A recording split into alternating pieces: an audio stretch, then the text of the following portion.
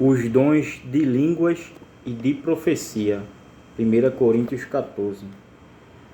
Segue o amor e procurai com zelo os dons espirituais, mas principalmente o de profetizar. Porque o que fala em línguas desconhecidas não fala aos homens, senão a Deus. Porque ninguém o entende, e em espírito fala mistérios. Mas o que profetiza fala aos homens para edificação, exortação e consolação. O que fala em língua desconhecida edifica-se a si mesmo, mas o que profetiza edifica a igreja. E quero que todos vós faleis em línguas, mas muito mais que profetizeis, porque o que profetiza é maior do que o que fala em línguas, a não ser que também interprete, para que a igreja receba edificação. E agora, irmãos, se eu for ter convosco falando em línguas, que vos aproveitaria se não vos falasse ou por meio da revelação, ou da ciência, ou da profecia, ou da doutrina? Da mesma sorte, se as coisas inanimadas que fazem som, seja flauta, seja cítara, não formassem sons distintos, como se conhecerá o que se toca com a flauta ou com a cítara? Porque, se a trombeta der som incerto, quem se preparará para a batalha? Assim também vós, se com a língua não pronunciardes palavras bem inteligíveis, como se entenderá o que se diz? Porque estareis como que falando ao ar. Há, por exemplo, tantas espécies de vozes no mundo, e nenhuma delas é sem significação. Mas se eu ignorar o sentido da voz, serei bárbaro para aquele a quem falo, e o que fala será bárbaro para mim. Assim também vós, como desejais dons espirituais, procurai abundar neles para edificação da igreja. Por isso, o que fala em línguas desconhecidas, ore para que possa interpretar. Porque, se eu orar em língua desconhecida, o meu espírito ora bem, mas o meu entendimento fica sem fruto. Que farei, pois? Orarei com o espírito, mas também orarei com entendimento. Cantarei com o espírito, mas também cantarei com o entendimento. De outra maneira, se tu bem disseres com o espírito, como dirá o que ocupa o lugar de indouto, o amém, sobre a tua ação de graças, visto que não sabe o que dizes? Porque realmente tu dás bem a graças, mas outro não é edificado. Dou graças ao meu Deus, porque falo mais línguas do que vós todos. Todavia, eu antes quero falar na igreja 5 palavras na minha própria inteligência, para que possa também instruir os outros, do que 10.000 palavras em línguas desconhecidas. Irmãos, não sejais meninos no entendimento, mas sede menino na malícia e adultos no entendimento. Está escrito na lei: por gente de outras línguas e por outros lábios falarei a este povo, e ainda assim não me ouvirão, diz o Senhor. De sorte que as línguas são um sinal, não para os fiéis, mas para os infiéis. E a profecia não é um sinal para os infiéis, mas para os fiéis. Se, pois, toda a igreja se congregar num lugar e todos falarem em línguas e entrarem indoutos ou infiéis, não dirão porventura que estáis loucos? Mas se todos profetizarem e algum indouto ou infiel entrar, de todos é convencido, de todos é julgado. E, portanto, os segredos do seu coração ficam manifestos, e assim, lançando-se sobre o seu rosto, adorará a Deus, publicando que Deus está verdadeiramente entre vós. Que fareis, pois, irmãos? Quando vos ajuntais, cada um de vós tem salmo, tem doutrina, tem revelação, tem língua, tem interpretação. Faça-se tudo para edificação. E se alguém falar em línguas desconhecidas, faça-se isso por 2, ou quando muito 3, e por sua vez, e haja um intérprete.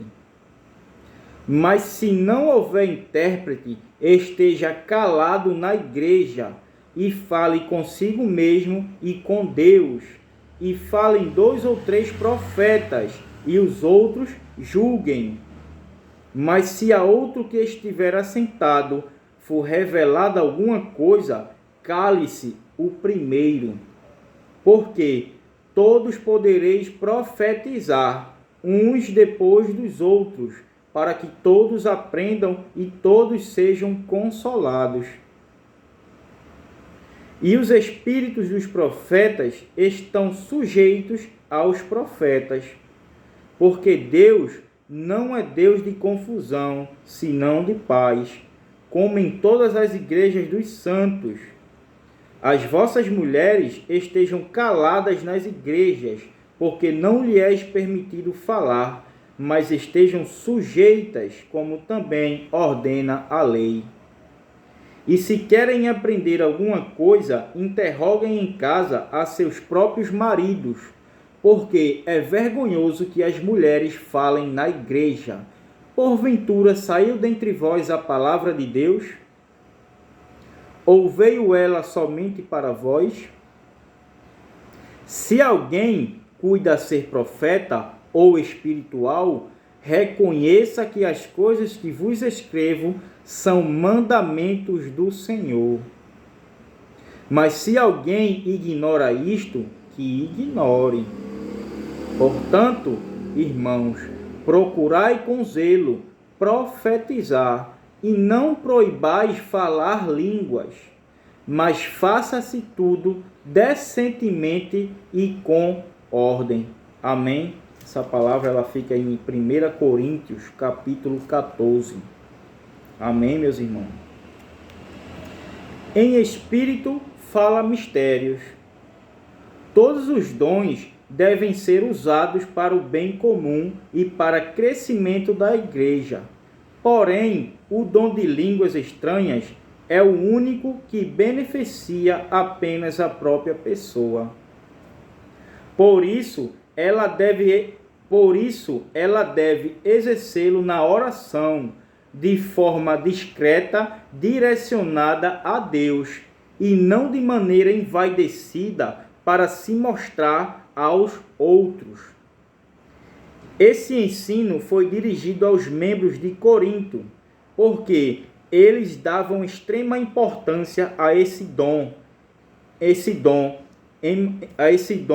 em detrimento dos demais, Além disso, exerciam de maneira inconveniente, atrapalhando não apenas a ordem no culto, mas também o proveito espiritual das pessoas. Com isso, ficava evidente a intenção de se exibir e não a edificação pessoal. Logo, as Escrituras orientam que se não há quem interprete a língua desconhecida, não há motivo para praticar esse dom publicamente, uma vez que não haverá benefício para os ouvintes. Portanto, é de suma importância que haja discernimento espiritual, para que a intimidade que o filho tem para com o Pai em oração, jejum e meditação na palavra não seja desempenhada com a finalidade de chamar a atenção para si, mas tenha o propósito de receber a aprovação de Deus. Profetizar.